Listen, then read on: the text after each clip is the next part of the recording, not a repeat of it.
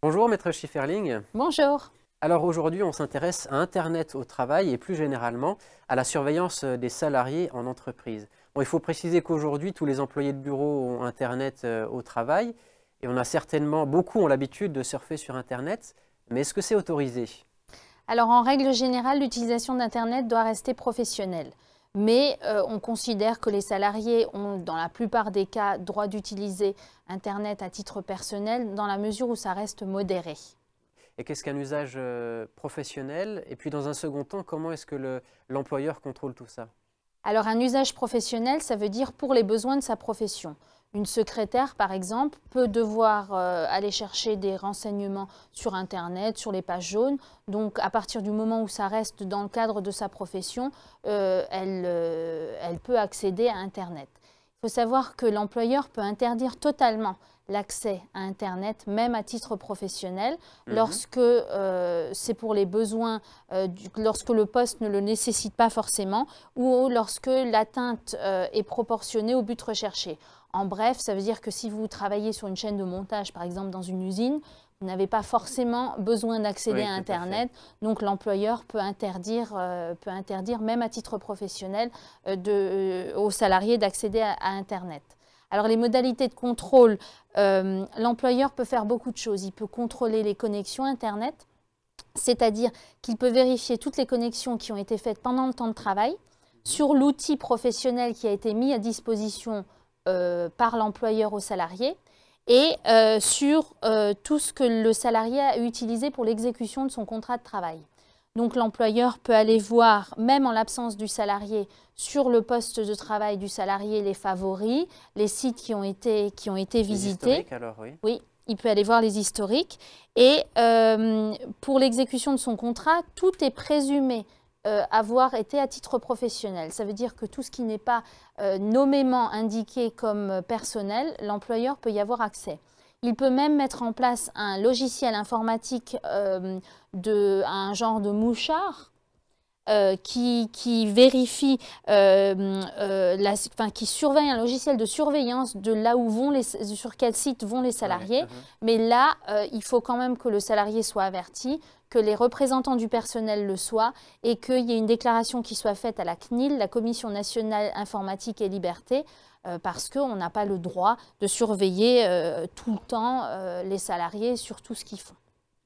Vous parliez juste avant d'usage raisonnable. Qu'est-ce qu'on entend par là? Et puis, en cas d'abus, quelles sanctions? Alors, l'usage raisonnable, c'est très compliqué. Le plus simple pour l'employeur, c'est de faire un règlement intérieur ou une charte informatique dans laquelle il indique ce que le salarié a le droit de faire et ce qu'il n'a pas le droit de faire.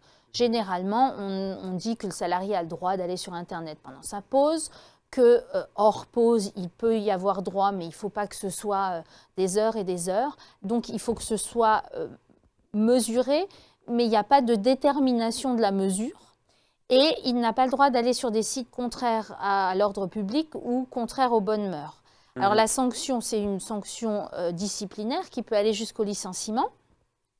Alors dans certains cas, il y a des jurisprudences où un salarié était pendant 41 heures par mois sur Internet, donc il a été licencié pour faute grave, ça a été considéré comme justifié. Ouais, 41 il y a heures par mois. 41 heures par mois, mais là, ça peut poser problème parce que quand vous vous loguez sur un site, sur un réseau social comme Facebook, vous êtes logué du matin jusqu'au soir.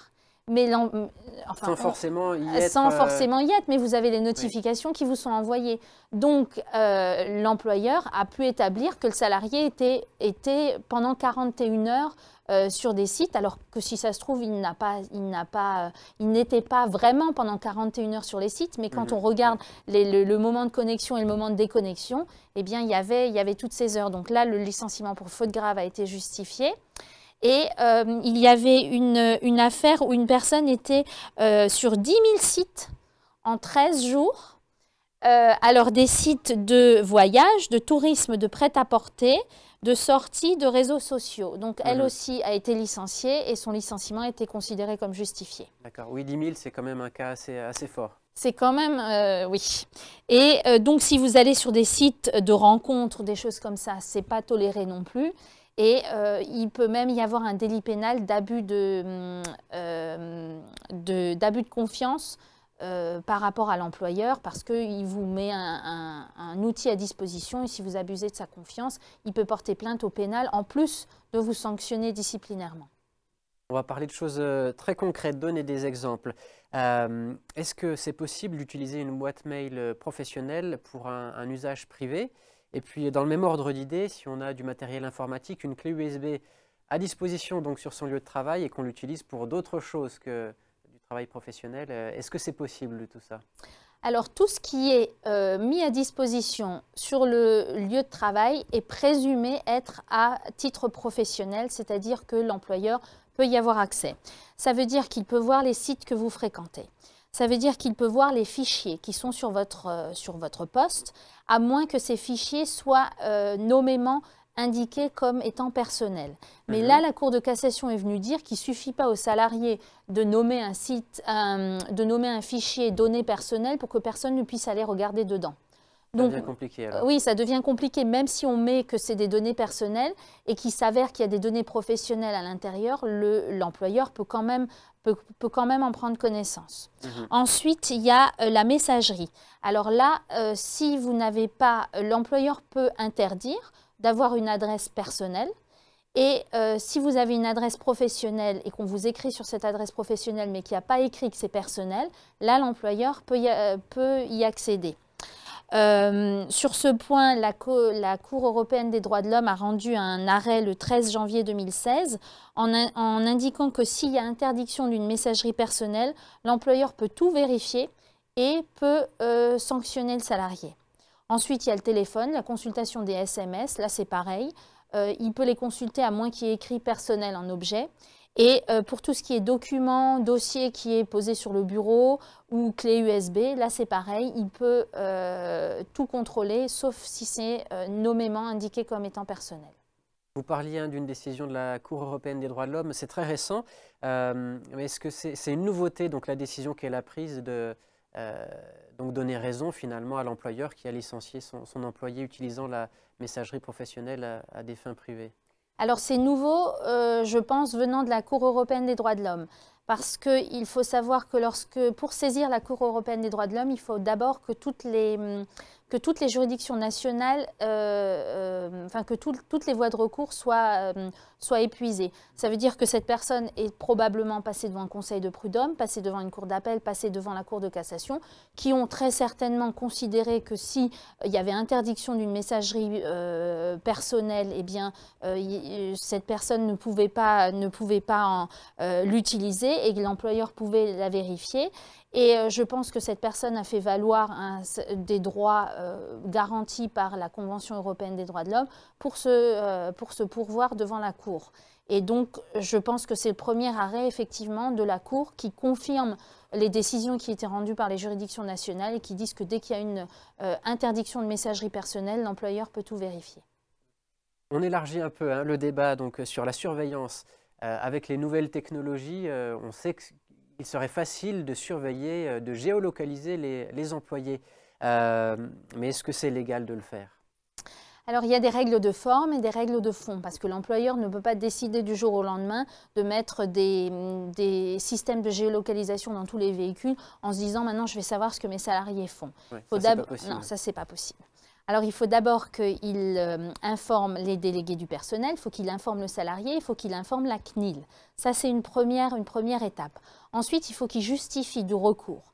Il faut soit que ce soit pour vérifier que les règles d'utilisation du véhicule sont respectées, notamment pour les chauffeurs routiers, pour voir si ils font effectivement leur temps de pause. Normalement, c'est sur les cartes conducteurs, mais il peut quand même vérifier où se trouve le véhicule. Ou bien c'est parce qu'il veut protéger soit les salariés, soit la marchandise, soit le véhicule en lui-même. Si maintenant vous êtes chauffeur routier, il peut quand même savoir où vous êtes, parce que voilà, en temps réel. Ou bien c'est pour permettre une meilleure allocation des moyens. Ça veut dire que, par exemple, vous êtes une entreprise d'ambulance et on vous appelle pour vous demander d'envoyer une ambulance à tel endroit. Si vous pouvez géolocaliser vos autres ambulances, vous pouvez voir laquelle est la plus proche, laquelle a fini, pour que ce soit une meilleure gestion dans les moyens pour pouvoir les envoyer là où il faut. Après, il y a aussi le suivi et la facturation des prestations de transport. Ça, c'est pour les taxis ou pour les auto-écoles, pour savoir exactement combien de temps ont été roulés, pour pouvoir au mieux facturer ce qui a été fait. Et le dernier cas, là, c'est pour surveiller le salarié. Alors, pour surveiller le salarié, c'est très strict. L'employeur n'a pas le droit de mettre un moyen de géolocalisation en place si il peut surveiller la présence de ses salariés par un autre moyen. Donc, on ne peut pas dire j'ai pas envie de faire des fiches de pointage ou autre, j'ai envie de mettre la géolocalisation. Il faut qu'il y ait quand même une bonne raison qu'on ne puisse pas surveiller les salariés par un autre moyen. On ne peut pas surveiller les salariés 24 heures sur 24. Ça veut dire qu'en dehors de leurs horaires de travail, on ne peut pas leur reprocher d'avoir été je ne sais où. S'ils ont un véhicule de fonction, ils peuvent aller où ils veulent en dehors de leurs horaires de travail. On ne peut pas leur dire voilà, tu es allé à cet endroit, je ne suis pas d'accord, ou des choses comme ça. Ils ne peuvent pas utiliser les données récoltées à des fins disciplinaires. Donc, ils ne peuvent pas dire je t'ai surveillé tout le temps et j'ai vu que tu as fait 10 km de détour, donc je te sanctionne par un avertissement. Et ils n'ont pas le droit de contrôler le salarié en permanence. Donc, il y a un moment où il faut arrêter parce que ce n'est pas une filature non plus. Il faut quand même que le salarié ait une vie privée. Et donc, ça, c'est très réglementé. Dans le même ordre d'idée, est-ce que c'est possible de filmer les employés? Alors là, c'est dans le même ordre d'idée. Il faut l'autoriser, enfin, il faut informer les salariés, les délégués du personnel et la CNIL. Et là encore, il faut justifier la raison pour laquelle on veut filmer. C'est la sécurité de ses employés ou la sécurité des biens. On ne peut pas les filmer non-stop toute la journée. Donc le mieux, c'est de mettre en place des horaires pour où le salarié a son poste de travail. On ne peut pas filmer non plus dans toutes les pièces du bureau. Il y a des pièces qui sont, il faut quand même que... Il faut qu'il y ait une bonne raison pour filmer et on ne peut pas filmer le salarié en permanence. Et pour terminer, on va parler des réseaux sociaux, notamment Facebook. Ce qu'on publie sur ces réseaux, est-ce que ça peut ressortir, ça peut être utilisé par l'employeur pour des sanctions? Alors c'est une grande discussion parce que c'est toujours la liberté d'expression qui s'oppose à l'abus de la liberté d'expression. Depuis un certain temps, donc depuis l'émergence des réseaux sociaux, il y a de plus en plus de décisions qui ont été rendues par les conseils de prud'homme.